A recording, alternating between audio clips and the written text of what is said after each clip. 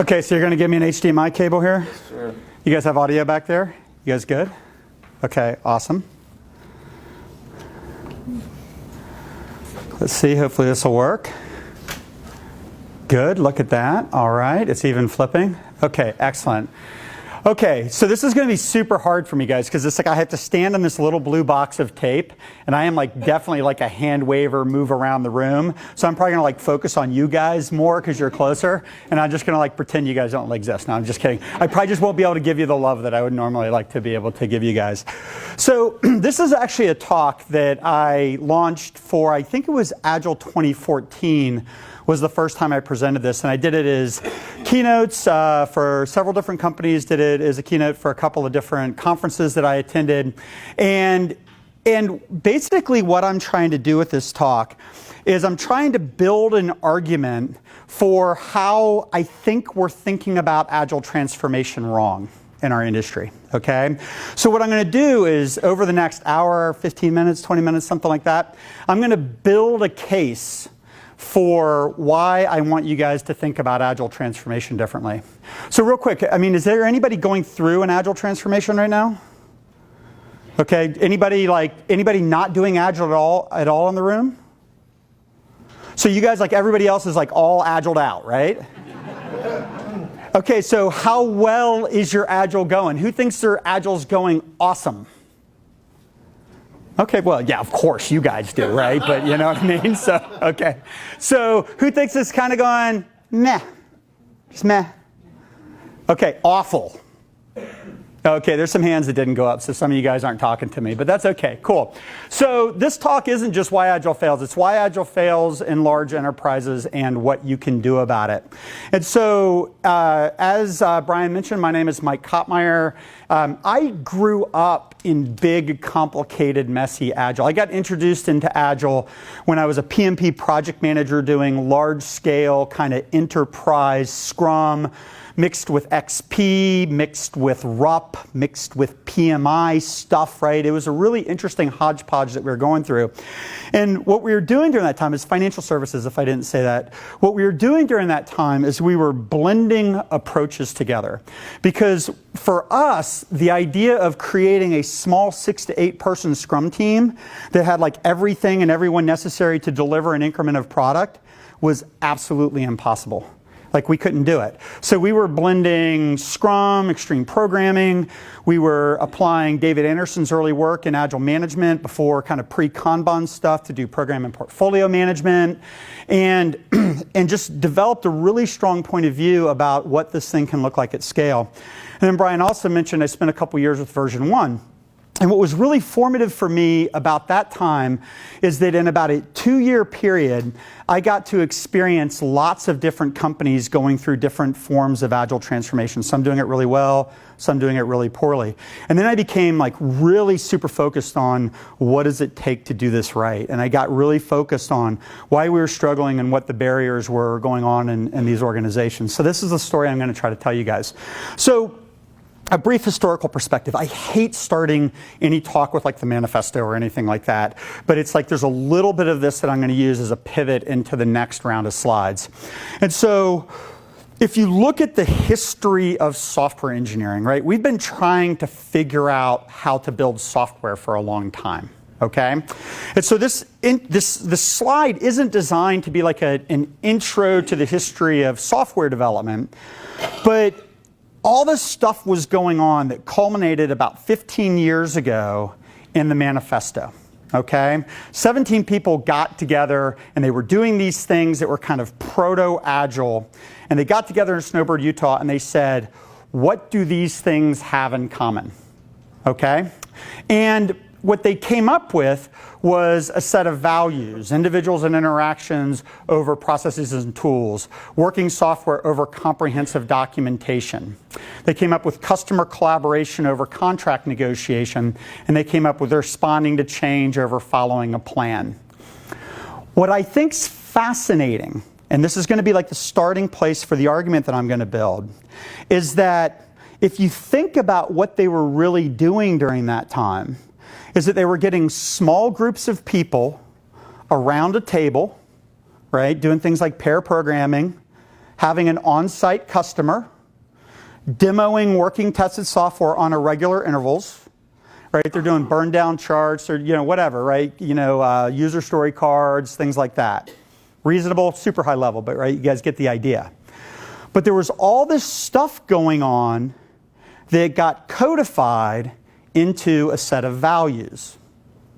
Okay? That's the point that I want to make right now, okay? And a set of principles, right? So I'm not going to read these to you, but these are the 12 principles behind the manifesto. What I think's interesting about this is one of the things that I struggle with our community sometimes is that we get really super focused on culture, right? How we think. We get really super focused on process, the things that we do. And the reason why I think is because when you deconstruct this 6 to 8 people sitting in a room with an on-site customer able to produce something that they can actually get value from on regular increments and get feedback, it got turned into a set of values and principles. And those values and principles are hugely important, okay? But it doesn't tell the whole story, okay? And then Scrum came along and spun up the CSM stuff, and it started really codifying the practices that we do. Mike Cohn's Agile Estimating and Planning came out, really codified the practices of what we do. But what I'm going to make the case for is that the 6 to 8 people sitting in a room, working with an on-site customer, producing something of measurable value every couple of days or every iteration or sprint has gotten lost. Okay? It's abstracted behind the manifesto and some of the practices of Scrum. Okay? So I started with, one of the things that was really formative for me about working for version 1 is I got a lot of time to write and to think, because I didn't come out of like a pure play Agile environment. We were doing a lot of really goofy stuff early in those days, trying to figure out how to make this stuff work. So I didn't really have industry language. So I started writing on LeadingAgile.com and I started writing on version 1's blog, and I started trying to untangle and unpack some of the things that I was seeing as I experienced our industry firsthand. And so there's lots of dimensions that I split this along, but one of the dimensions that I started talking about was the idea of when you encounter Agile language or Agile practitioners, you have to kind of understand where they're coming from. And the 3 different points of view that I see most often in our industry, so we just hit on, right? We either talk about Agile as culture, we talk about Agile as practices, or what I'm going to talk about is Agile as structure. Okay, the structures in organizations that lead to agility. The 6 to 8 people sitting in a room, on-site customer, able to produce something of value every sprint. Okay, so that's where we're going to start to go. Here's the interesting thing about culture. I believe that culture is super, super, super important. And I think an Agile transformation would be a lot easier to do if everybody in the world got it. Okay, but not everybody in the world gets it. Fair? Okay? And so if we approach our transformation by trying to change people's hearts and minds, if we try to focus on being Agile rather than doing Agile, right? Some of these things you hear us say. Being focused on values and principles, the bet that you're placing, okay, is that all of the practices and structures are going to emerge from that. Okay? And what I'm finding is that no matter how agile you want to be, or no matter how agile the people in the company want to be, if the underlying structures in the organization don't support agility, it gets really frustrating. How many times have you guys seen somebody come back from a CSM class super excited to do Scrum and just hit a wall when they get back to the office, right? Okay? It happens all the time, right? Because it's you start getting, small companies, right? 30, 40 people, right? It's easy to run everybody through and to get everybody all excited at one time. But if you're dealing with a 6,000 person government agency, right? There are structural barriers to doing Agile, okay? Next point. If you start with practices, right? Focusing on the things that you do, the roles, artifacts, ceremonies, test-driven development, pair programming, any of those kinds of practices, the bet that you're making is that going through the motions of doing the practices will change minds. But I would suggest again that if the underlying structures that are needed for Agile to really take off aren't present, what you end up with is what we call like cargo cult scrum. Anybody doing the motions of Agile without getting the benefits of Agile? Right, there was a comment that was made, and again, I hate to, it's probably hearsay at this point, but I read someplace that Ken Schwabert said one time that 70% of the folks doing Scrum aren't going to get the value from doing Scrum, right? Why? Because doing a daily stand-up meeting doesn't make you Agile. Okay? Having degrees of freedom, being able to respond to change when you learn new things, being able to get feedback from your customers, that's what increases agility. Right? So no manner of practices are going to help us be more agile if the underlying structures of the organization don't lend themselves to agility. Okay? The third thing, when I think of Agile structures, right, I'm watching my slides. I haven't delivered this talk probably in this form in a couple years. So the reason why I didn't do the ones that I'm doing now is because I just had come up here for the Agile DC thing. And there was some fear that if I did the same deck, you guys wouldn't come today. I'm having to cheat on my slides a little bit. So if you're structure driven, you're focused on forming teams, building backlogs, producing working tested software, installing Agile structure, governance metrics, things like that. Because what we want to do is we want to give a home base for the practices that we learn and the cultural attributes that we want to take hold, okay? So my general bent on Agile transformation is that all three of these things are incredibly important, but where you start is important as well. Okay? If we start with practices and we think the structure and the culture is going to emerge, or we start with culture and we think the practices and the structure are going to emerge, I would suggest that's not the way it works. Right? We have to be able to get the fundamentals right and then support that with great practices and then coach culture over time. Because culture takes a long time to change. Okay? So that's the hypothesis that I'm starting this talk on. Okay? Awesome. Okay. So what do I mean by structure? So it was interesting. As I went through this deck, I realized that my thinking on this has evolved. And so I did this talk in 2014, and then I did a talk called The 3 Things You Need to Know to Transform Any Size Organization into an Agile Enterprise. You can clearly see I am not good at writing short talk titles. Okay? So what I did is I lifted this next slide sequence out of my 3 things talk. Okay? And so I started to tell the story this way. And then we kind of built on it this year and did this thing called the Executive's Guide to Leading Large-Scale Agile Transformations, which is really just kind of a progressive kind of realization of what we've been doing.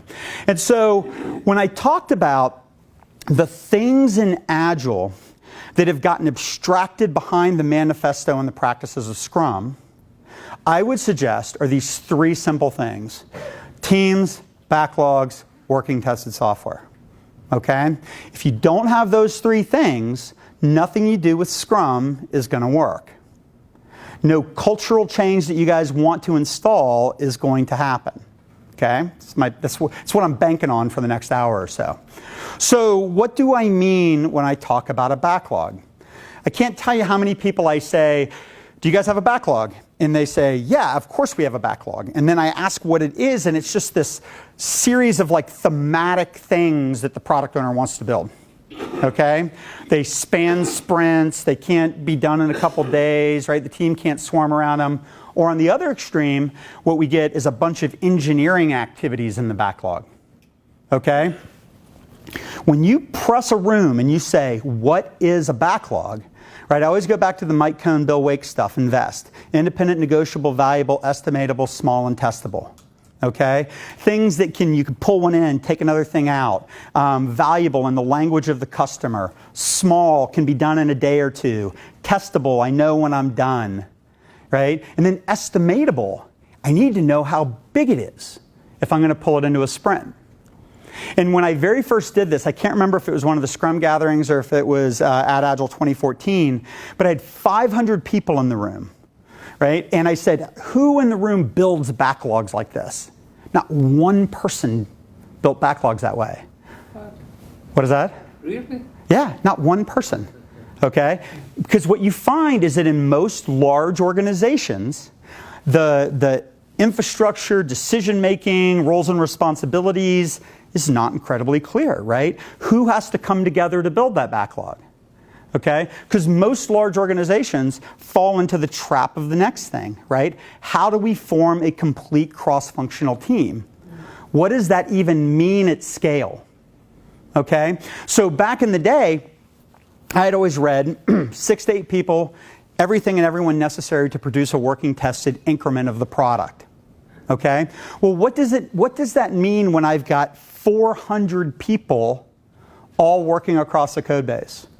What does that mean when I don't have encapsulation? I don't have any kind of services orientation. I don't have any kind of componentization, right? The idea is that with Agile, an Agile team is basically like an intersection of, and this is a little bit jargony, but like business architecture, technology architecture, and organizational architecture. I need a business problem, I need an encapsulated piece of that architecture, and I need a dedicated team to deliver it.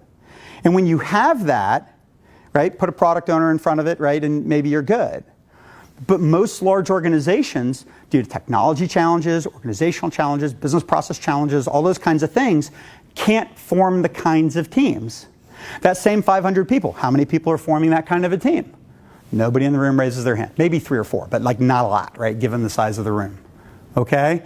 And so when you get really specific about what do I mean by a backlog and what do I mean by a team, most people aren't doing it. Okay? The third element, the ability to produce something of value every sprint. Now, does anybody know what the definition of done is? You guys heard that? Right? Okay, cool. Is anybody so serious about done that they don't call it done anymore? They call it done? Right? Done, right? How about done? Anybody that serious about it? Right? Okay, the reason why Agilists like done so much, okay, is that when something is done, I get to check it off the list. A lot of project managers in DC. I used to be a project manager. The problem with project management often is it's traditionally done in software, is that you get this 90% done, 90% left to go kind of a thing. Where we've written all the lines of code, but yeah, it's not really tested. Or maybe it's tested, but we don't have all the defects worked out of it. Or we have most of the defects worked out, but it's not quite ready to deploy. Or the customer hasn't looked at it, or it hasn't been signed off on. We like to take partial credit as project managers in the software industry. Okay? The problem with partial credit is that when you get to where you're towards the end of the project, you don't know how much work is left to do. Every time you leave technical debt, every time you leave a defect, every time you leave something partially done, what's happening is that there's an indeterminate, non-estimated backlog that's building in secret. Fair? Yeah. Okay? So when you hold to your definition of done, what you're saying is that done is important. Because here's the thing to me, when I was early in Agile, that separated Agile from total chaos. If I know the size of my backlog and I know the velocity of the team, I can start to anticipate how far we have left to go in the backlog or how many sprints it's going to take to get it done. You guys with me? Okay. Think about it. If you don't have a backlog that's estimated, and you don't have a team that stays together, they won't establish a stable velocity, by the way. And you can't get to done, you have no idea where you're at in that project. Is that fair? Okay? So the challenge is that what you have to do is you have to really sit and evaluate and ask yourself, do I have the 3 things? Now, if I have the 3 things, would it be possible for me to ask somebody to go grab me a bottle of water? I had one a little bit ago. Thank you very much, Brian. Thank you. Okay, cool. So if you have the 3 things, that's what I call structure, or sometimes I'll call it systems. If you have great systems in place, if you have great structure in place, then all of the practices around Scrum start having meaning. Okay? Now, the interesting thing is getting into this idea of like this cargo cult Scrum, it's like a daily stand-up doesn't fix this, okay? Almost every single problem associated with sprint planning comes from the fact that the product owner doesn't come with a ready backlog. The precondition for sprint planning is that the product owner shows up with a ready backlog that meets those criteria, right? The team has to be able to get together in those first couple hours and figure out what the plan for the next 2 weeks looks like. They have to be able to get to a definition of done. Every failure mode that I see in Scrum, or XP, or SAFe, or whatever, right? I'm just picking on Scrum since it's kind of the simplest one, is a failure to form teams, build backlogs, or produce working tested software. We fall in the trap of going, I need a product owner. I don't care whether you guys have a product owner or not, but I do care that you have a backlog, right? I don't care whether you guys have a Scrum Master or not, but I do care that you guys have impediments removed and we can do all the things, right? So we get really kind of dogmatic into the roles, ceremonies, and artifacts, and we forget these fundamentals. Right, so your homework kind of coming out of here is think about, is there anything in Agile that's going to work the way it's supposed to if these three things aren't in place? Will you be able to get the value out of it that you expect? And I would suggest no. Right? Just kind of an interesting aside, one of the things that we find is that a lot of organizations really naturally lend themselves to teams, backlogs, working tested software, right? Infrastructure's great, somebody really smart built the architecture, right? The organization is really new and geared towards Agile. And Agile is just a really simple, natural overlay. But here's the interesting thing about large organizations. They're not. Okay? And because we're not being explicit about teams, backlogs, working tested software, we're just going through the motions. Okay? Sometimes I'll see CIOs that they're like, oh yeah, when we were like this 100-person company, like everything was perfect. We did XP and blah. And I'm going in and trying to sell them this transformation stuff and everything. They go, it's not supposed to be this complicated. I'm like, yeah, but it's because you don't have the fundamentals right? The previous organization, you had the fundamentals right. This thing you just inherited is a mess. Okay? So let's talk about what that mess is, okay? Oh, okay, actually, it's funny, okay. I inserted this set of slides in here and then I totally forgot where I was going, so you guys bear with me here, okay. Cool. So one of the things that I think is cool, right, is when you start to go into teams, backlogs, working tested software, another way that you can express that, where I'm at, is this idea of clarity, accountability, and measurable progress. So by giving a team a backlog, what you're fundamentally giving them is clarity about what you want to build. One of the challenges that I see all the time is that the product guys are flipping some general idea over to the team, letting the team try to figure out what it's supposed to be, and then they're not happy with what they get on the backside. Right? You don't get to abdicate that kind of responsibility, right? The business has to give the team clarity on what to build in the form of a product owner or some entity that's going to create a backlog for them. Accountability. This is another interesting thing. One of the things that Scrum, all the cultural stuff around Scrum is totally predicated on is the team being able to hold themselves accountable. And I might add, being held accountable by the product owner or the outside stakeholders or what have you, okay? Think about what happens when you don't have a team that stays together. People are matrixed across multiple teams. They've got tons of outside dependencies all around them. Right? What starts to happen is the team stops believing that they can make and meet a commitment. They stop believing that the process adds any value to them. Okay? So when you don't keep teams together, it's not just as bad as like, well, we're not going to stabilize velocity. I see that teams will stop believing that they can get to a definition of done. Okay? They can't hold themselves accountable, nor can they be held accountable by the rest of the organization. And then like I was saying about the 90% done, 90% left to do, is we don't have measurable progress on the backside. A friend of mine in the community actually tied this to the Dan Pink stuff. Anybody familiar with his book Drive? Autonomy, Mastery, and Purpose? And you know what that's really about is the fact that knowledge workers aren't really driven by money. Like we have to be like taken care of to a point, right? We have to be able to feed our families and take care of our kids and pay our mortgage and all that kind of stuff. But financial incentives actually degrade performance. And so what he talks about is what knowledge workers want is autonomy, mastery, and purpose. And it was a really interesting aha moment when I kind of went from backlogs, teams, working tested software, clarity, accountability, measurable progress, to the notion of purpose, autonomy, and mastery. Okay? The backlog gives purpose. Having a complete cross-functional team gives autonomy. The ability to get to a definition of done gives mastery. So if you buy into the Dan Pink stuff and you buy into the argument that I'm laying out here, right, it's like the energy that Scrum is supposed to bring into the company, right, that empowerment, that self-organization, right, being able to be trusted by the company, being self-motivated, it breaks down. So I'd suggest that teams, backlogs, working tested software isn't just about how to do Scrum better, but it's about how to engage people better, right? So it's a really interesting thing when you start unpacking this teams, backlogs, working tested software idea. When you start to scale it, it starts to look like the words I like to use are governance, structure, and metrics. And so governance is an interesting thing. You guys in DC, right, you live governance, I'm sure, right? But governance oftentimes in the Agile community is a dirty word, right? So I look at governance as just, how do I make economic trade-offs in the face of scarce resources? Okay? How do I make prioritization decisions? Who gets to decide?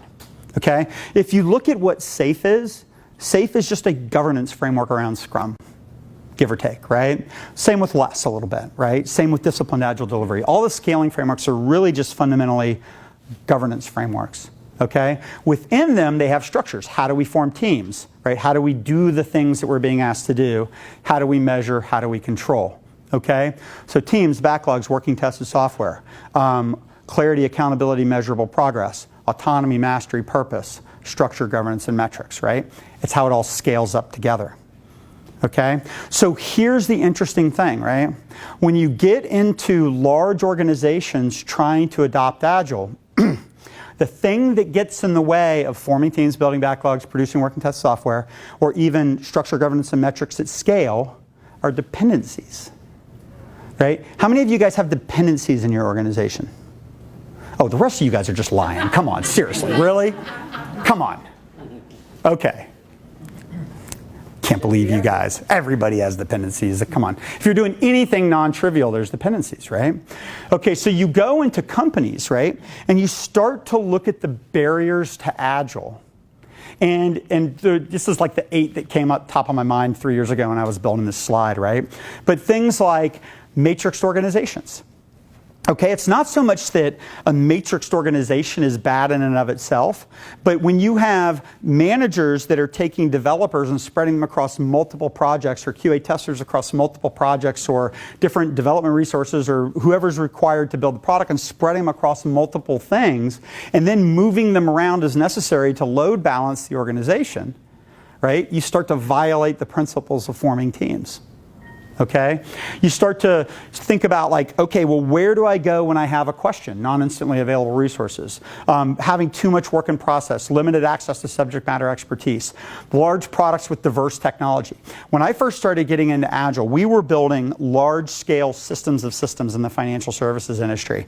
We had ACH processing engines on the backside, PeopleSoft systems, .NET front ends, Java front ends, web services, Oracle databases, right? All that kind of stuff. This idea of putting 8 people together that could do all that stuff and work across the entire stack wasn't going to happen, right? You get into this idea of when you're building integrated systems of systems, who's the product owner?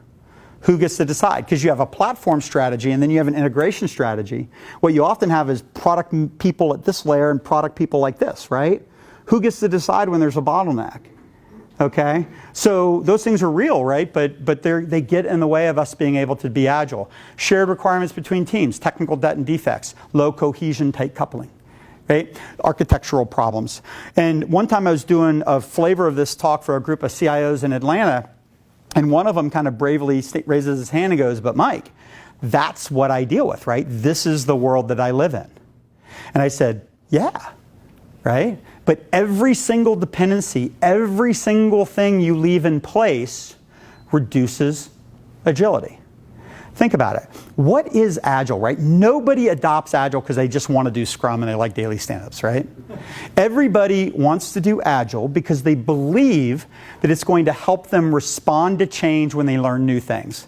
Be able to put things in market faster, be able to get feedback, start generating early return on investment, right? There's all kinds of reasons that people want to apply Scrum. And so the interesting thing is that in the presence of dependencies, in the presence of these architectural challenges in organizations, you don't have the ability to achieve agility. You have the ability to do Agile, but you don't have the ability to achieve agility. And so it's really interesting, right? So when you start with culture, you're assuming that if everybody just got it, they would self-organize this stuff away. I have a buddy who might actually be watching. He's going to know I'm talking about him if he's actually watching this. But he's been on a journey for about 10 years within his organization to refactor their back end. Okay? It's requiring incredibly intentional investment, okay, at the highest levels of the organization to progressively start to refactor this stuff. Okay? So suggesting that we're going to get everybody interested in Agile and that investment's going to kind of magically happen, it's a little bit of wishful thinking, right? Just saying, I want to do Scrum, it's, you know, so what is the expression? Scrum doesn't fix anything, Scrum just shows you your impediments, right? Those are the impediments that it's showing you. Okay, I'm pointing at that screen, but that screen, right? Those are the impediments it's showing you. So one of the things that I think is that we're being disingenuous with our leaders sometimes when we start with culture or we start with practices. And we say it's just going to show us our impediments and we have to fix them. Well, the fixing them are major, major investments sometimes. They're major reorganizations sometimes. And so what I think we have to start doing is we start thinking about how to evangelize this stuff in companies. We have to start being more direct with the kinds of things that are going to get in the way. But Mike, we don't know everything that's going to get in the way. Absolutely, we don't know everything. But I think we probably know 70, 80, 90% of it. Okay, we can create a hypothesis around the rest of it. Okay, we don't have to pretend that we're making it up from scratch. We know that this stuff is going to get in the way. Right, so we need to start being on top of that. I'm going to pause for a second and take a drink of water. You guys have any questions? You thoughts? You guys buy my premise so far? Well, you put out three things. Yep.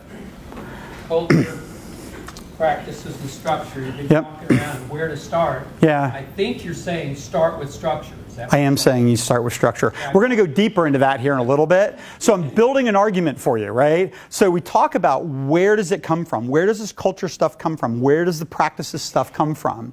Okay? And then once I get really specific about this teams, backlogs, working tested software, I'm holding out a standard for you guys that I think that most of you guys probably aren't achieving in your organizations. Okay? You guys might be doing Scrum really well. Maybe you're doing SAFe really well. But I bet you most of the folks in the room aren't getting the business benefit from it that they want. But here's the thing. So now I'm giving everybody in the room a pass because it's not totally everybody's fault. Okay? These organizations are messed up. Okay? But the challenge is if we actually want to achieve agility, we have to start getting really real about what we're doing, right? We have to start getting really real about the problem that we're trying to solve. So kind of the transformation theory that we came up with is adopting Agile is fundamentally about forming teams, building backlogs, producing working tested software. It's not about principles and practices and who's the product owner and do we have a good, whatever, right? Backlogs, teams, working tested software. At scale, it's about defining a lean governance framework. It's about creating networks of teams and collaboration all the way up the enterprise. It's about the metrics and tools that enable agility. And then anything that gets in the way of forming teams, building backlogs, producing working tested software, putting in lean governance, networks of teams, and metrics at scale is an impediment that ultimately has to be removed. Not to do Scrum, not to do SAFe, but to achieve agility. Okay? Question. Yeah. Or comment. I guess I agree with a lot of what you're saying, but I guess one thing I have trouble with is you mentioned clarity. Yeah. And also business value. Mm-hmm. Don't you think that in this world, mm-hmm. right, that there is no sort of a single step way that you're just going to know where you're going? And that to me, agility is about creating a situation where you can exploit anti-fragile behaviors so you can take advantage of fleeting opportunities. Yeah. How do you do that with clarity? Well, so here's the interesting thing, okay? Some business, we're going to get in this in a section or two from now, is that is that, sure, right? I mean, the ability to respond rapidly to market, the ability to respond to change, the ability to do all these things. The challenge is that in order to do that, you have to have an infrastructure that supports it. True. Okay? You have to have good architecture. You have to have good team organization. You have to have all those kinds of things. Now, I'm going to break down some different dimensions to think about where you fall in different continuums, but I would suggest that not even every company is that right now. So bear with me here. I think I'm going to hit your question here in a little bit. Okay, so solid agile practices will help operationalize a system and encourage a healthy, adaptive, empowered culture emerge over time. So build the systems, get the barriers out of the way, the practices and the culture come next. That's the point that I'm trying to make to this point. Okay? So we're going to pivot here. Right? So now we're going to have like a shift in ideas. Okay? The first thing is I was building the case for teams, backlogs, working tested software, structure, governance, and metrics, but most importantly, the case for breaking dependencies. Okay? Now what we're going to have to figure out is what do we do in the presence of dependencies while we're trying to remove them? What do we do with our organizational culture the way it is while we're trying to get it to be more adaptive, right? While we're trying to get it to be able to respond to change. And so a couple years ago, we invented this little model we call our compass or 4 quadrants, okay? And one of my proudest moments, and I probably shouldn't say this on video, but one of the coolest things was, I think when I first rolled this out, Agile 2015, one of the guys from Jeff Sutherland's organization came to my talk, and then they talked about this in their talk. And Scrum.org has since done some videos around it. So it's like the first thing that I feel like I've ever really contributed that like a serious other thought leader actually like picked up on and used, right? So it kind of gave some credence to this, and I think it's a really valuable insight. So a couple years ago when I first started writing about some of the challenges that we were having adopting Agile in different companies, I started talking about the fact that, kind of to your point, that certain companies are built for predictability, okay? Certain companies are built for change. Certain companies value predictability. Certain companies value change. So like a really key indicator is if you value predictability, is if you're doing annual planning cycles, projectized organizations, trying to put together gigantic interdepartmental Gantt charts, right? Trying to resource level across the whole year, right? Trying to figure out exactly how much scope you're going to be able to build for how much money and all that kind of stuff. No value judgment, but rest assured your organization values predictability. That's what it's going for. Okay? There are organizations, right? A lot of the new web startups, my company, I'm sure Excella, right? Maybe some of you guys that really value and are built for change. You recognize that the markets are changing and that things are going to be all over the place. So you can build your organization from the ground up. Most of the time when I run this exercise with executives and I say, okay, do you want predictability or do you want to be able to respond to change? What do you think they say? Yes. Of course, right? They want both, right?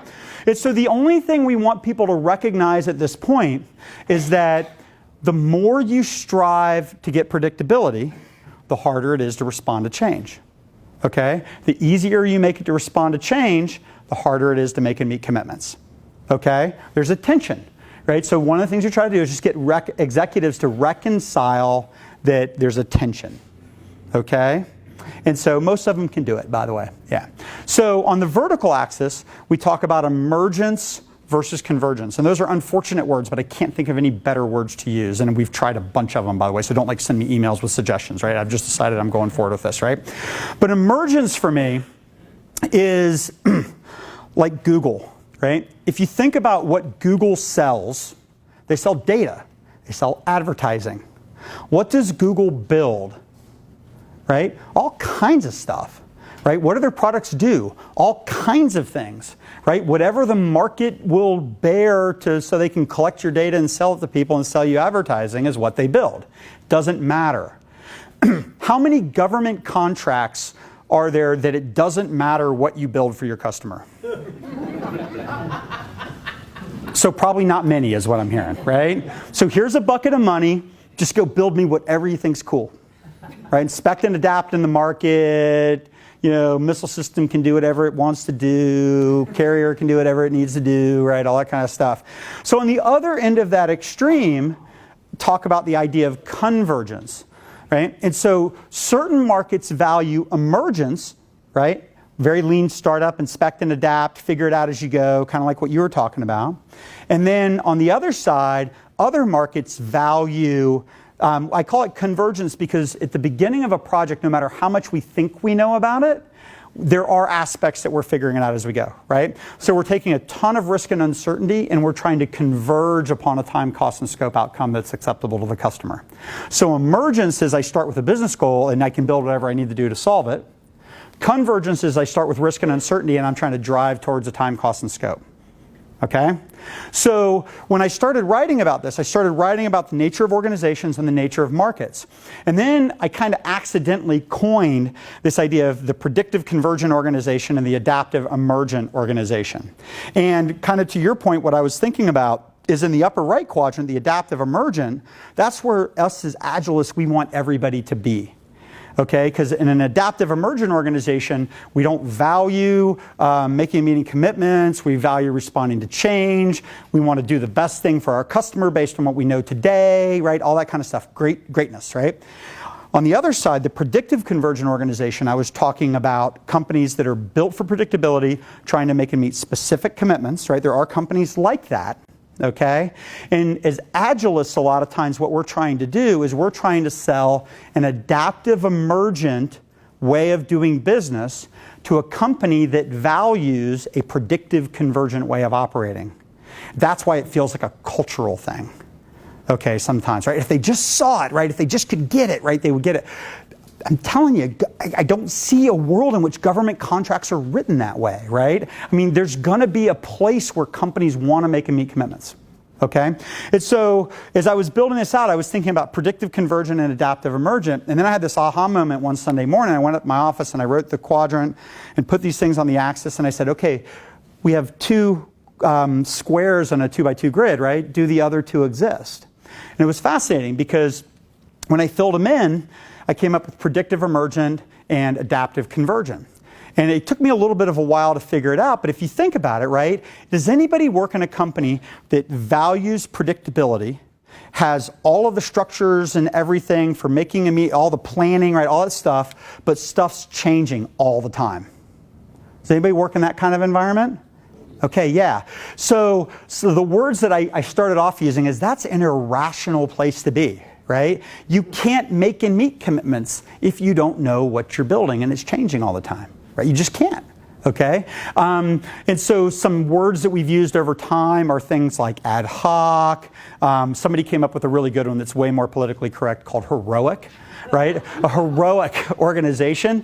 I mean, they're getting things done, but they're doing it with death marches and like individuals that are just killing themselves to get this stuff done, right? What we find is that most companies that are trying to adopt Agile are in this upper left quadrant, right? They're built for predictability because there's tremendous uncertainty in what they want to build. They're using that as an impetus for going to Agile. The challenge is that the organization doesn't always value those things. The organization's customers don't always value those things. So then, just to build out the model, the adaptive convergent, that was the hardest one. Because how do you make and meet commitments, right, to a time, cost, and scope, but still keep the option open for change? And what really the aha moment was that's batch size, right? You make smaller commitments. So if you think about everything in Scrum or SAFe, right, it's all about the 2 to 4 week commitment or the PI every 6 to 12 weeks, right, the quarterly release plan, right? Create opportunities to change. Doesn't mean you have to change, but we create opportunities to change. So the way it kind of built out is I talked about the ad hoc model. Traditional tends to live in the lower left quadrant. Agile is in the lower right quadrant. And then lean startup is in the upper right quadrant. So one of the exercises I like to go through with people in companies is I say, where do you think you are? You know what's really fascinating? I've done this exercise with folks, and there will be like 12 executives in a room, and they all identify in a different place on the quadrant. It's fascinating, right? And so you can use this as a way to say, okay, where are we now, and where would we like to be? And we're going to go a little bit deeper into that. But here's the thing. I want to make sure, okay, cool. I was making sure I got my slide sequence right. So this is going to be the first half of the title of the talk, Why Agile Fails. Okay? So a big build-up just to get to the first line of the talk, okay? So why does Agile fail? Most organizations that are trying to adopt Agile, I believe, large organizations, are in the upper left quadrant. They're built for predictability, they value predictability, they're organized for predictability, but because either their market is changing so fast, or because they haven't put the time and energy into fully eliciting their requirements, it feels very ad hoc. It feels emergent, like it's changing all the time. Okay? So we're going to tie some concepts together. So what they do is that they do an Agile pilot in the upper right quadrant. Okay? So here's the interesting thing. In the upper right quadrant, they put 6 to 8 people in a room. They give them an on-site customer. They can produce something of value every couple of sprints. You guys see where I'm going here? Okay? They create all the perfect conditions for Agile to exist. They release it from its governance constraints. Okay? And they take the best and the brightest and they get them over in the corner and they just do Agile. And you know what? Scrum works when you do that. Fair? Okay? So now we've done our Scrum pilot. And now what do? We say, okay, let's pick another project or two. But we matrix people into the organization and we hold them to the same governance. And what we're basically doing is we're putting the adoption of Agile back into the upper left quadrant. Okay? So what I think is Agile is failing is because we pilot in the upper right quadrant, we give out all the conditions, and then we take the practices and sometimes the mindset and we overlay it on top of our broken organization that's full of dependencies. Does that make sense? Yes. Okay?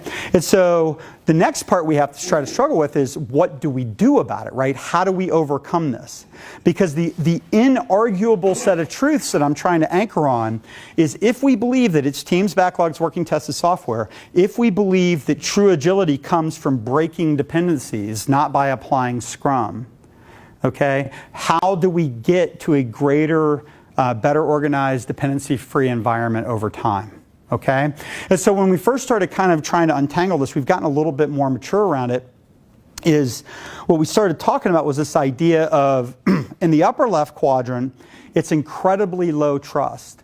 And one of the things, what do Agilists like to say, right? They like to say, well, just trust us, right? Just trust us, right? Empower the teams, and the teams are going to do awesome stuff. But I'm telling you, teams doing awesome stuff on top of broken organizations does not lead to greater agility. It doesn't lead to any of the business benefits. I tell you, I have project managers that will call us periodically, and they'll be like, yeah, we're trying to do everything right. We're trusting the teams, empowering the teams, but they won't make a commitment. They won't tell us when they're going to be done. And you know what? They got to there, they ran out of money, and they didn't have everything finished. And we didn't know it. Right? Well, if I had a backlog and I knew its size and I had a stable velocity and I could anticipate and I was getting to a definition of done, I would have been able to solve that problem. Okay? But the reality is a lot of times they can't. Okay? And so it's very low trust. So saying just trust me is often not good for the organization, right? Because the teams have not demonstrated trustworthiness. The environment that the teams are operating within does not lend themselves to being able to make and meet commitments. Okay? So kind of our initial hypothesis in this was what we should do is instead of asking the organization to trust us, we should get the organization to become trustworthy. Okay? And what I talked about initially was the idea of becoming predictable. Getting really good clean backlogs, getting really solid velocity, being able to start to anticipate scope and duration and all those kinds of things, getting really rock solid about it, okay? Now, here's the thing, we don't want to do that with, traditional project management. So what you do is you do that with a combination of kind of lean agile techniques. Sometimes in this quadrant, I talk about team-based, iterative and incremental, but more highly governed, more highly plan-driven. So in this quadrant, I might be doing things like annual roadmaps broken into quarters, 3 to 6 month release plans, really strict kind of 3-month backlogs, right? Not the let me just make it up as I go, but putting in the constructs to drive some of the certainty that you're talking about. Okay. Another interesting thing is, I don't know if any of you guys are like Gartner subscribers, but Gartner talks about this idea of bimodal. What we find is that there are certain organizations with certain parts of their infrastructure that actually need to stay in this predictable quadrant. I mean, how many people want a bunch of 24-year-old Agilists working on their mainframe banking system? Serious, right? You guys cool if your bank balance is off? We'll just fix it next sprint? Right? I mean, there's certain things, systems of record, right? Things that are that have to be more stable. Sometimes it's okay to kind of stay in that lower left quadrant. Okay?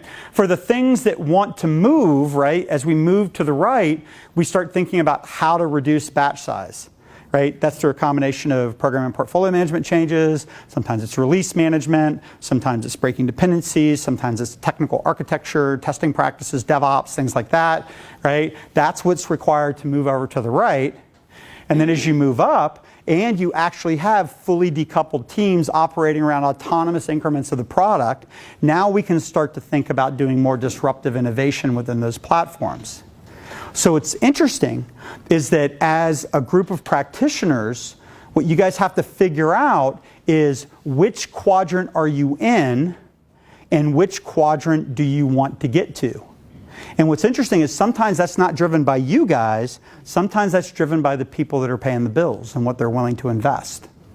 Okay? And I think, again, a core challenge that we have is that what we believe as Agilists is either A, not technically feasible given the constraints within the organization, or it's not where the organization wants to be. So doing a transformation is often a lot about meeting the organization where it is, helping it be successful in place, and then making incremental systematic improvements that help increase agility over time. You got a squinchy face, man. You got a question? Yeah. Yeah. So maybe more like a comment. Okay. So it seems like you're kind of building up from a foundation, and the first step is to get. Would you say that getting the backlog under control is really the foundation to moving from quadrant one to quadrant? It's the three things, man. It's backlogs, teams, working tested software. Okay, but sometimes the challenge becomes is that forming teams when you don't have the right organizational structures in place, or forming teams when you don't have the right number of people to staff the teams in place, or trying to create autonomous teams when you have dependencies, right? I mean, there's lots of different things, right? Trying to get smaller batch size when the organization wants longer term planning. So what you find is that usually, and I'm going to go through this in a little bit more detail in the next slide sequence, but stabilizing the system requires a lot more energy than people are putting into it today. Okay? Like just the idea, what you said of building a backlog, you know, putting a BA and calling them a product owner and telling them to show up with user stories is not usually sufficient in these environments. I mean, a lot of times we're creating small working groups of architects, project managers, analysts, maybe 5 or 6 people almost operating in a kind of scrum team of their own that do nothing but decompose backlog forward and deep. Okay, that are feeding multiple scrum teams integrated dependency-aware backlog, subordinate to a higher level portfolio kind of a thing, right? So there's a lot of elements in SAFe that are really sound, right? If we really unpack the model, I think I've got some slides in here. We'll see how far we get. But the idea is that the level of rigor and discipline required is greater than most organizations are currently putting into it or are able to put into it. One of the big challenges with backlogs is, if you think about it, and I say this flippantly early in the talk, but it's like if you put a product person in front of a technical team, they're just saying, hey man, I want to go climb this mountain, go figure it out, right? If you're really going to empower that team to go do it at their own pace and their own scope, okay. Right? But if you're trying to get 8 or 10 teams or 100 teams to operate in an integrated fashion in a tightly coupled, poorly architected kind of environment, it ain't going to happen, right? You're going to create gridlock. Okay, because the challenge is that as those teams figure out their backlog, they realize, oh, I got to go get something from somebody else. And they go and they ask them, well, I can't do that, right? I'm already scheduled out for the next 6 sprints, right? So when do I get my dependency managed? right? So what we find is that especially, so what it boils down to is early in these transformations, you've still got to do some of the forward planning, the dependency management, the architecture, all that kind of stuff. But what makes it agile, right? Well, we're doing backlogs, we're doing teams, we're doing working tested software. It's just that we're putting more intentionality into the planning because we have to. One of the things I say quite often is if you have dependencies, you cannot pretend they don't exist, and you cannot pretend the team is going to self-organize them away. Okay? If you have dependencies, you have to manage them. If you have encapsulation, if you don't have encapsulation, you have to have orchestration. As you get greater encapsulation, you can reduce orchestration. As we get the organization right, we can reduce the level of planning and overhead. Does that make sense? So that's kind of the premise that I'm going for here. And so I gave you guys my theory of transformation. So kind of corollary one is Agile can mean different things to different companies, and not all approaches will work well in every organization. You can't come at a government contractor always with a lean startup approach, right? If there's a specific date, a specific amount of money, and a specific scope, I would suggest you have to respect that. If there's dependencies and poor architecture and all that kind of stuff I've been talking about, you can't pretend that Scrum, team level Scrum is going to make it go away, right? You have to have a strategy for working that stuff out and resolving it.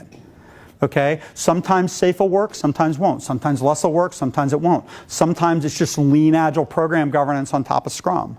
Okay? But one of the things that I feel like I spend a lot of time doing is giving people permission to plan forward if they need to. Well, but Mike, that's not agile. Well, I'm like, well, tell me how else you're going to resolve all these dependencies and have some reasonable assurance you're going to deliver on time. Okay, so a lot of times in that lower left quadrant, it's team-based, it's iterative and incremental, but it's still governed, it still has a lot of planning around it. You guys with me? Okay, and then as you progress around the quadrants, you can start pulling some of that stuff apart, but it's all around encapsulation, right? And then, yeah, go for it. Non-Scrum planning, something different or distinct from the planning cycles that do in Well, so when you say planning cycles within Scrum, I would kind of say like, well, what does that mean, right? I mean, Scrum in its simplest form is the product owner sits down with the Scrum team on every 2-week intervals. Maybe they get together every 3 months and do release planning, right? I mean, do all that stuff. But what I find is that the level of visibility into the backlog has to be more tightly coordinated. Like I'll tell you one thing that's interesting I don't think people realize is how pragmatic guys like Jeff Sutherland are. Like I was sitting at dinner with him one time and I was like, hey, I find that the single product owner metaphor doesn't work all the time, right? Sometimes I need to get a group of people together and create like this working group and they do the backlogs and blah, blah, and he goes, yeah, do that. And I went, but that's not what the Scrum Guide says. Well, I think these guys intend for us to take the patterns and extend them and do what works. I don't think they intend for us to simply apply them in a stupid way that doesn't work, okay? If it's not working, don't keep doing it, okay, just because Agile says to do it, right? So the idea is that what I need is I don't need product owners operating in Scrum cadences. What I need is backlogs that are dependency aware that the teams can start processing without thrashing around in the sprint. Makes sense? It's very nuanced. If a single product owner can give that to you, by all means, right? But if they can't, or you don't have one that can, then you got to do something else. Because I don't need product owners, I need backlogs. It's a really subtle distinction, right? Okay? Yeah. Okay. So we have to have the ability to adapt it to our current set of constraints. Okay? So one of the things that we talk about is we talk about this idea of creating an agile journey. Okay? And a lot of us, when we pick up the book on Agile, we want to be able to just go right out of the gate and just do Agile. If you can form teams, build backlogs, produce a working tested increment, by all means, pick up the book on Agile and start doing Agile. Start doing Scrum, start doing XP, right? But if you have dependencies, if you can't form teams, if you can't build backlogs, if you can't get to a working tested increment, adopting Agile by the book isn't going to solve the problem. Okay, so what we generally find is when we first created this, I was kind of a little dogmatic about this path, but we've learned that there are ways of going straight from one quadrant to the other if you're willing to create the conditions for that quadrant to work. So, but I'm not going to go deep into that, but what I'm going to talk about is that in most large organizations trying to adopt Agile, the path goes something like this. Okay? And, okay, I want to see what's on my slide. Okay. Okay, cool. I want to make sure I didn't get ahead of myself here. Okay, cool. So a lot of times what it boils down to is that if I'm going to go from this chaotic, heroic, irrational, ad hoc state, the first thing I have to do is I have to build trust with the organization, and I have to become predictable using lean agile techniques. Often that requires forming teams, getting higher level constructs in place to be able to break down backlogs, create dependency aware backlogs, to deal with bottlenecks in the system, to deal with some of the challenges that we're going to have because we don't have all the right things in place. We have to plan in the presence of dependencies. We have to subordinate to existing contracts, to existing portfolio governance, all that kind of stuff. It's not going to go away day one. Okay, so the first step in this kind of journey can be, let's stabilize the system. Let's don't go straight towards, okay, we just have to make it up as we go because things are changing, right? Let's put the energy into stabilizing the system. Step 2, let's start moving towards reducing batch size. If we're doing 12-month projects, let's do 6-month projects. If we're doing 6 months, let's do 3 months. If we're doing 3 months, let's do 6 weeks.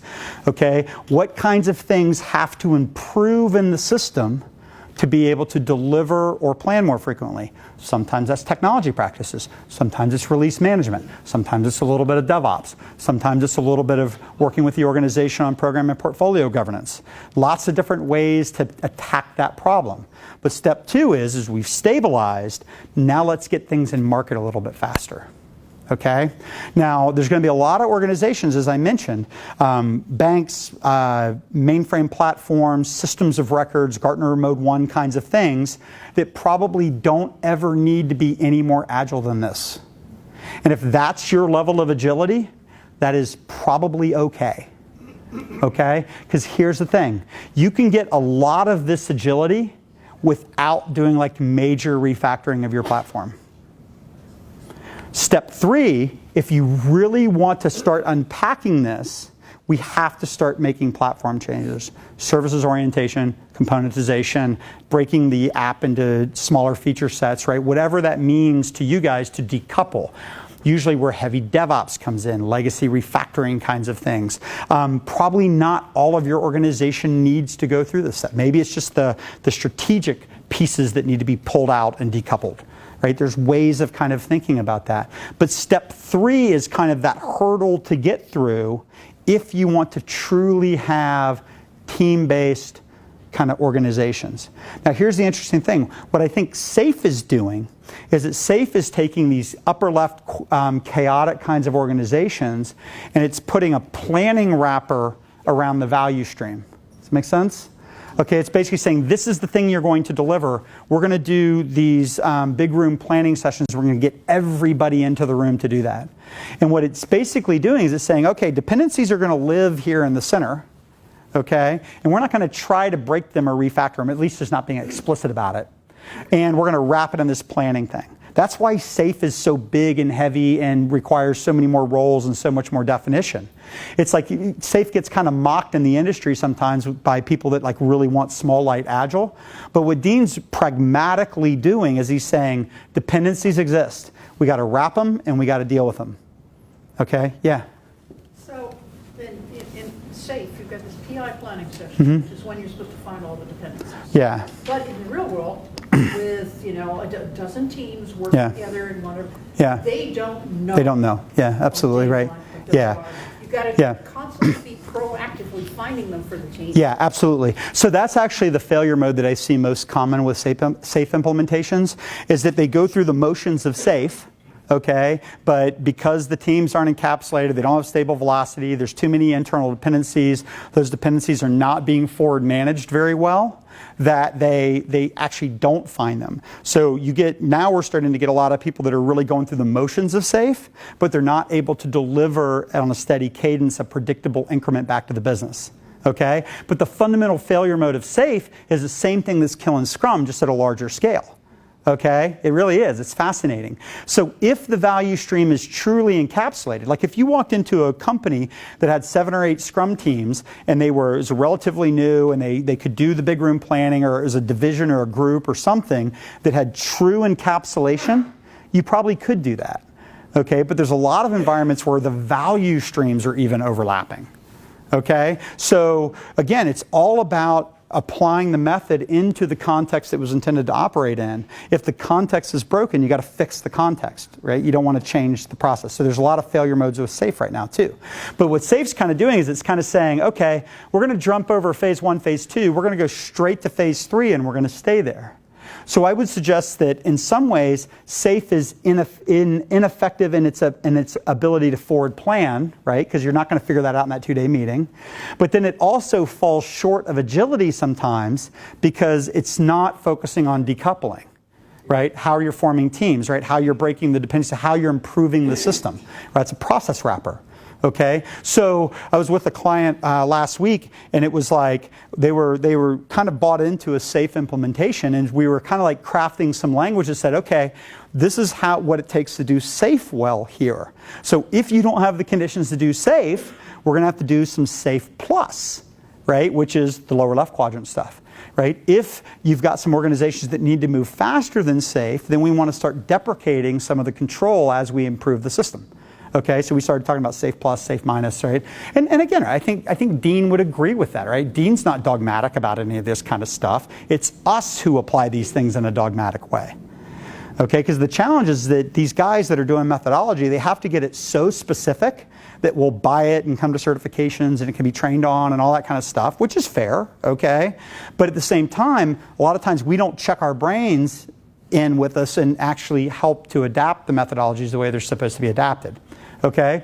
But if you can truly get over some of the dependency hump, okay, then what can start to happen is now we can start to think about team-based project deliverables. Like the holy grail to me of Agile is your team, right? You've got a responsibility for a feature set. I'm approving work for you, right? Think about it. You had a single product owner, project to do, break it down in the backlog. You have a single team that's doing it, right? That's pure play Scrum. Right? That's the way it's supposed to work when you don't have a ton of dependencies. And then if you moved even further past that, fully decoupled, team-based funding, you could now say, if you want to get kind of to where you're talking about earlier, is I'm not even going to give you a project with a specific set of requirements. What I'm going to give you is a goal, like go take this market. Right? Go improve this, make it 50% better, or do A/B testing, right? Figure out what the market needs, how it needs to evolve. But you've got to get there, is my point.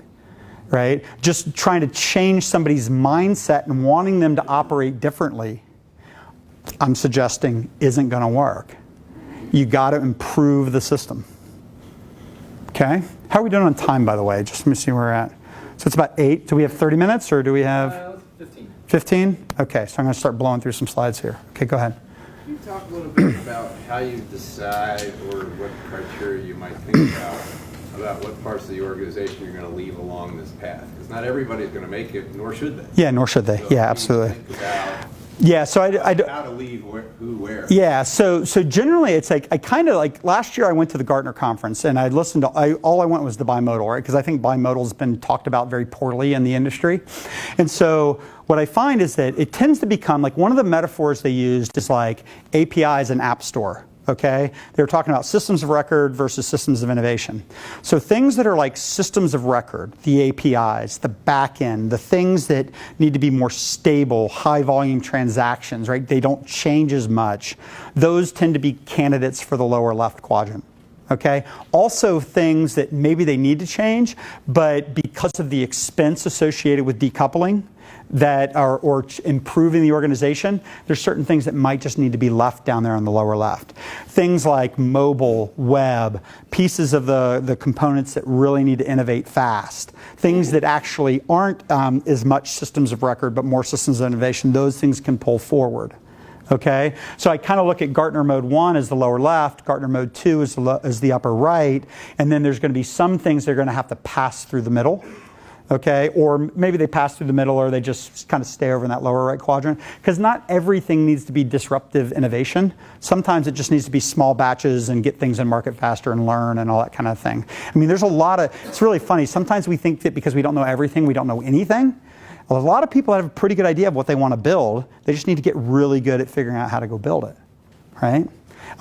The further you go around this arc, the more options you create for yourself, is what I would suggest. I hope that answers your question. Yeah, okay, cool.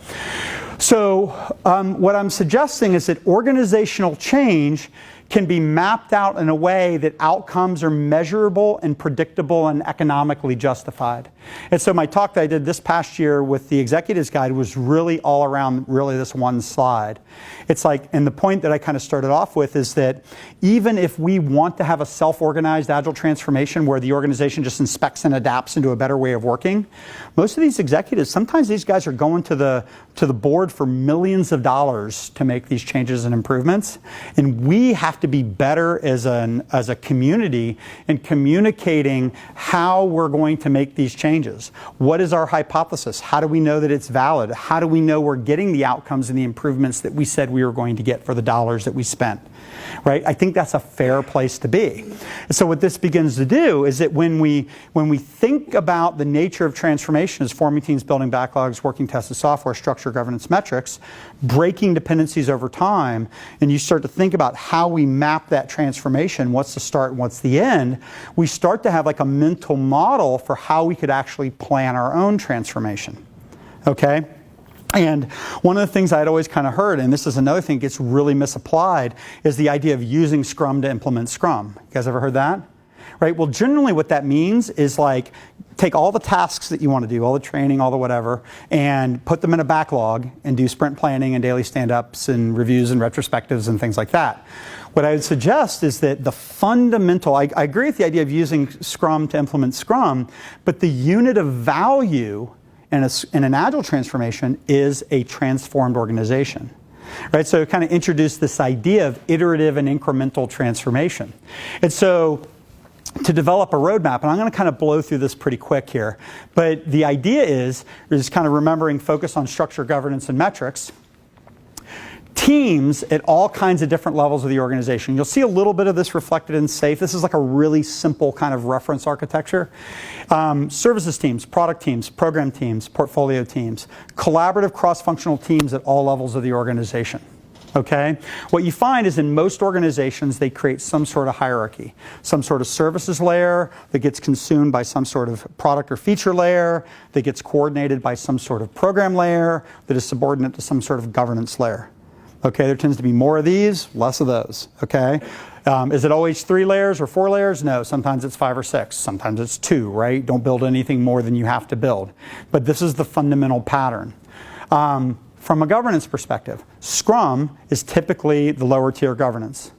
Kanban, Lean, is typically the middle tier type governance. Kanban, Lean is typically the program portfolio governance, right? Portfolio level governance. Metrics. Right? Scrum things that you know and love down at the bottom, Lean metrics in the middle, Lean metrics at the top. Okay? So what I'm suggesting is that, again, when you think about your organization in this structure, governance, and metrics model, you can create a hypothesis around what you would like your organization to look like. Fair? Okay? And if you can create an idea of what you want it to look like. Oh, okay. I was like, again, I told you I haven't done this talk in this form in like a couple years, right? So the point that I was trying to make on this slide is that these constructs and metrics and controls, I believe, can be established without violating Agile principles. But you remember, I've kind of changed the game in my world to be teams, backlogs, working tested software, right? Getting things in market fast, being able to get feedback. Okay, so Lean's all about reducing batch size, getting things in market faster, getting feedback faster, right? So we're Scrum at the bottom, Lean in the middle, Lean at the top. Okay? So what I mean by incremental transformation is that we want to take this structure, governance, and metrics framework, and we want to figure out which piece we want to deal with it first. Okay? So what I'm suggesting here is that you can take your in-state vision, right, your notional idea of what you want structure, governance, and metrics to look like, and you can begin to slice the organization. The primary increment of value of a transformation is a transformed organization up and down this vertical slice. Okay? Now, if you guys remember Jeff Patton's Mona Lisa picture, it's a pretty famous picture at this point. You know how he talks about the idea of increments being like the quadrants of the Mona Lisa? And then he talks about the iterations being like going from like a sketch to a watercolor to an early oil painting to like a fully realized oil painting, right? Think about like that. Right? So when you look at your entire organization, structure, governance, and metrics, then you can start to think about how to break it up into increments, like the quadrants of the picture. But then from an iterative perspective, you can start to think about moving them through those phases that we talked about, right? Stabilize the system, reduce batch size, break dependencies, change your governance, change your innovation strategies. Okay, so if you think about it, so what would it look like to say, I have a minimally marketable increment of my Agile organization? Minimally marketable Agile isn't like inspect and adapt, empower, let everybody go, figure it out, right? The organization isn't ready for it. So stabilizing the system, in my view, is the minimally marketable increment of a Agile transformation. And then as you improve the system, you can start releasing control and empowering and letting people go as you actually build the kind of organization where that will actually be successful. Okay? Okay. I got a question. Yeah, go for it. Do you have to lop off a part of the company to do that, or can you kind of In practice, let me tell you what the challenge is, right? In practice, most large organizations have taken like a platform strategy and like a product strategy, and so what happens is that the platform spans multiple products, and the challenge is that you have different lines of business that are now expected to share like a common component infrastructure. Okay, and the challenge with that is that those GMs have fiscal responsibility to their product, but they don't always have total control over what gets created in a shared system. Okay, so there's usually kind of a balance. So usually the product organization is relatively straightforward. The market segmentation is relatively straightforward. The prioritization comes in as what do I want to do with the shared components?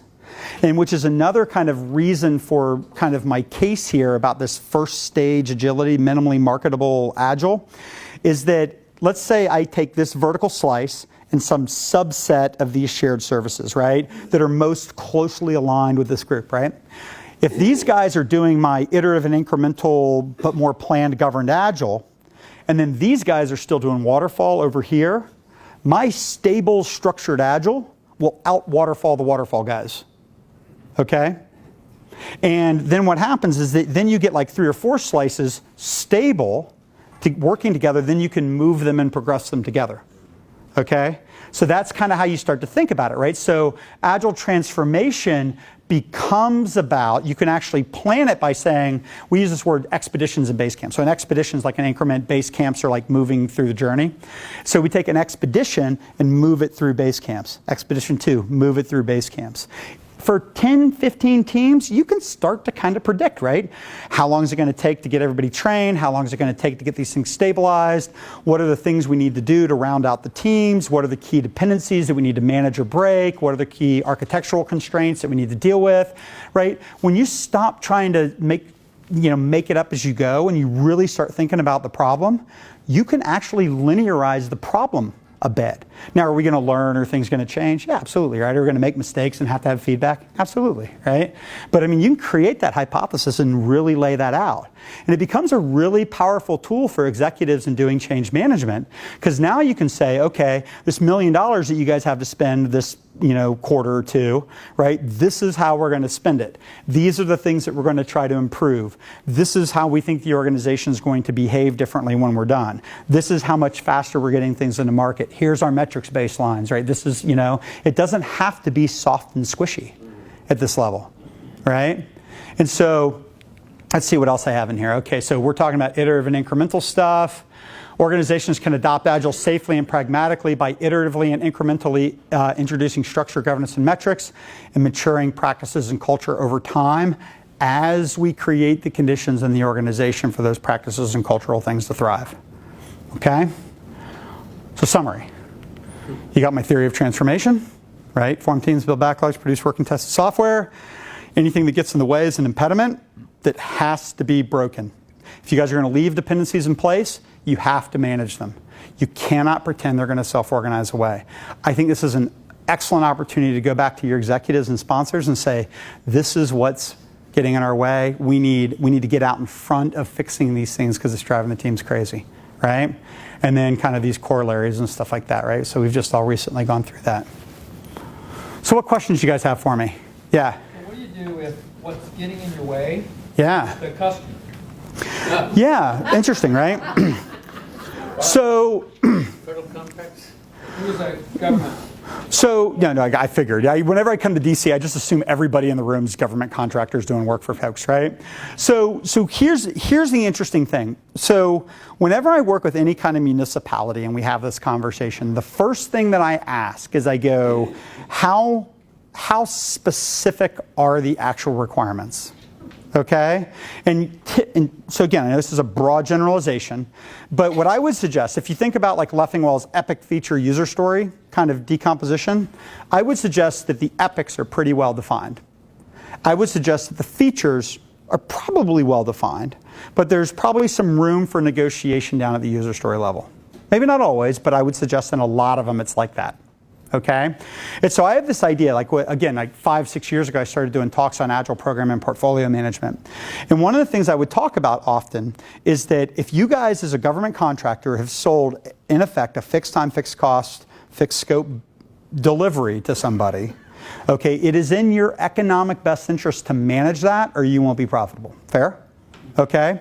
So what would you do, right? Those are no longer estimates. At the point that you've sold the deal and committed to it, those things are no longer estimates. They're constraints. So now what we have to try to do is we have to figure out how to optimize our economic outcomes in the presence of constraints.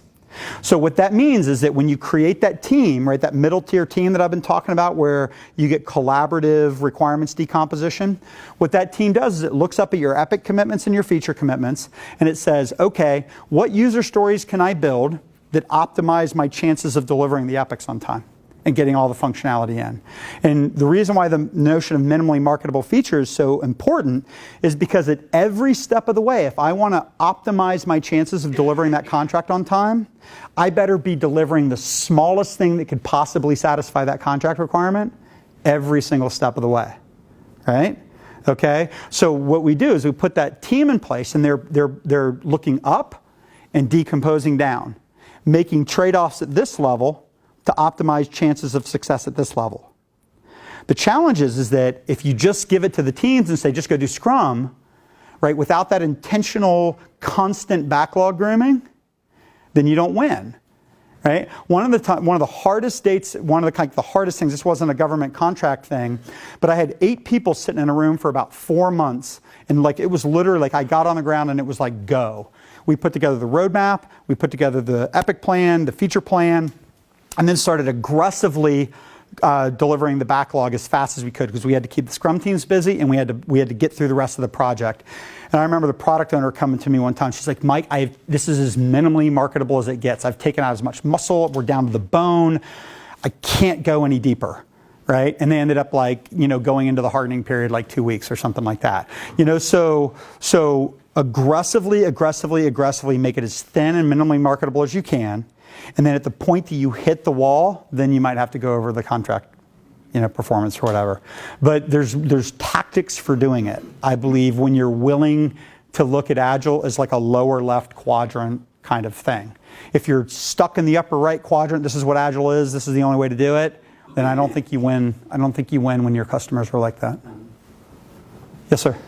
So from what you have told me, it looks like these things sink or swim with good managers. If you don't have good managers who anticipate dependencies, dependencies are well known, even in Yeah. large teams. Yeah. You So wait till the last minute when you need somebody else's product. yeah. So that's a really loaded way you just said that, right? You know, you're in a room full of Agilists talking about managers. We don't have managers in Agile, right? These actives was here. Teasing with you, just teasing with you, teasing, right? Yeah. So where do managers go, right? So I don't think it's just managers deciding. When I talk about the requirements decomposition process, I talk generally about 4 points of view. There's a product point of view, an architect point of view, a product management or project management point of view, and like an analyst point of view.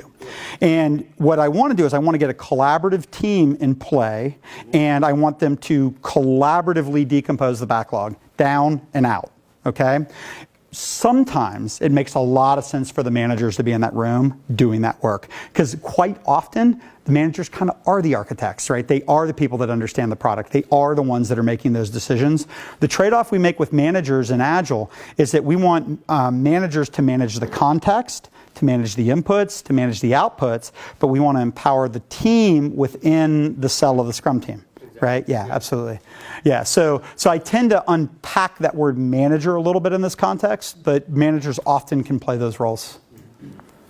Any other questions? Thoughts? Does this feel plausible? Oh, yes. Okay, so again, right, if you really get, so let's just do one quick recap. So why does Agile fail? Right? We're in effect applying a practice or a methodology or a mindset into an environment that's not ready for it, okay? And it's going to fail every single time. So what do you do about it, right? What you do is that you focus on creating the right context for those practices and cultural desires to thrive, but very often that's not a flip the switch, because these are deep, meaningful changes that you need to make. So be very pragmatic with your Agile, right? Shoot for forming really clean encapsulated teams, getting really good backlogs, being able to produce a working tested increment. But be real with where you are given your constraints, make trade-offs in the short run. But here's the thing, when I say that, sometimes people will go, but Mike, if we take shortcuts now, we're never going to get where we need to be, right? So that's why I say put together the end state vision, right? Get really clear on where you're at now, where you want to be, lay out a roadmap in your transformation about how you're going to get there, and then start communicating to the business as you make these changes, the kinds of economic improvements that are happening. And then ideally what you do is you create pull for future changes, right? Okay, so just be really pragmatic about this stuff, because there's nothing in Agile that's like it's like a silver bullet, right? I mean, this stuff has to be managed. And I think some of us have drank the Kool-Aid and we're not managing stuff that we know needs to be managed in the name of Agile. Okay? Yes, ma'am. Yeah. I couldn't agree more about the backlog and the teams. Yeah. A lot of times, the whole dedicated team part. And Super hard, yeah. The part that there's always a few sneeze that you cannot get rid Yeah. of. How do you convince at the executive level Yeah. that you have to start doing that? Yeah. Well, so here's the thing, is that there will be environments where was there a question or you're? No, just waving hi to this guy over here. Oh, okay. Okay, I'm sorry. I thought you were like trying to get my attention. Okay. So here's the thing, right? So not every team's going to have a tech writer. Not every team's going to have a DBA. Not every team's going to have a subject matter expert all the time. So what tends to happen is that down at the lower levels, you organize Scrum teams. Okay? And then a lot of times what you'll do is you'll take those subject matter experts and you'll level them up and make them a force multiplier, and they'll be like an advisor to the teams, or they'll be like in that requirements decomposition kind of feature or that group that I've been talking about. One of the things I didn't get really explicit about is in that middle program tier, we like to run a really explicit Kanban. And so sometimes when I'm doing a talk on that, I'll put like analysis, design, build, test, deploy. And so what you might find is that like that product owner team is doing the analysis and design, all the decomposition and dependency management up front to build the backlog. Then when it gets to build, those backlog items are down getting built at the teams. And then let's say you had a performance and scalability lab, right? Those performance and scalability people aren't going to be down at the team level. They might be up here in the program layer as like a step in the Kanban, and then deployment and release management could be after that. Okay, so as long as there's small batches running through and we're managing it in kind of a lean thing, paying attention to work in process and making sure that we're subordinating to the constraint, all that kind of a thing, then that kind of system can work. So a lot of times it's org design. Does somebody fit into a team, or do they fit into this larger value stream? And even if you're managing like really explicitly in a larger value stream, you could still wrap it in a safe construct and do that, right? As long as you have the right levels of encapsulation. I don't know. I know that was like a lot of stuff for like a really like a 2-second action. Yeah, we can do like whiteboards after it or something. Yeah. One more question. Go ahead. I don't care about the product owner, I don't care about the Scrum Master. Yeah. I was thinking one of the great roles of the Scrum Master is to protect the teams against being spread even thinner than they are. Yeah. What do you... Yeah. Okay, so I'm going to answer that 2 ways. So I don't care about the product owner and the Scrum Master, but I care that the functions that those roles were formed to do are done. Okay? So the problem when you look at it the other way is you can have a product owner and not have a good backlog. You can have a Scrum Master all day long and not have a protected team. Okay? So one of the challenges is that, and this is language that I really reject in Scrum, right? Teams don't need to be protected. They need to operate within a rational system, right? If you think about it, if you had a team that operated in the way that I'm talking, with a really clear backlog, able to produce a working tested increment, what would that team need to be protected from? Right? The system around that team is broken. And so, again, right, I understand that in a broken system, the Scrum Master might have to play that role. But what I would suggest is that long term, that won't solve the problem. Okay? The only long-term solution for Agile at scale and complex organizations is fix the system. Just is, right? And that feels inarguable to me because, I mean, that Scrum Master is just going to get burnt out, undervalued. They're going to go do something else, right? They're going to get tired of fighting against a system that is not going to fix itself. So the cool thing that we have in our favor right now is that this isn't 10 years ago, right? We're not explaining Agile to people, right? We're not like, this isn't like, oh, you're waterfall, let's do Agile. Well, maybe it is in this town, but in most towns it's not that, right? But you know, but you guys, I'm sorry, I'm picking on you guys, but you get the idea, right? Most executives, at least in public companies, CIOs, CTOs, chief product owners, they get Agile. They want it. But the problem is that a lot of us are selling them snake oil. Right, just do these things and this magic will happen. And they know how broken their organizations are, and they know this stuff won't work. And so they're dying for people to show up and be able to say, this is how you do it. This is how we're going to justify the investment. This is what it's going to look like. This is what your roadmap is. This is what's going to happen. And they're smart people, right? And so we have a really unique opportunity as Agilists to go tell a bigger story and to make meaningful change. Okay? And so we don't have to fight this groundswell grassroots thing as much as we used to, right? There are executives out there that really get it. They just want something that's credible, right? None of this magic hand-wavy stuff that we've been doing for the last 10 years. Okay, I think we're wrapped. Thank you, Mike. Okay, awesome, guys. You good?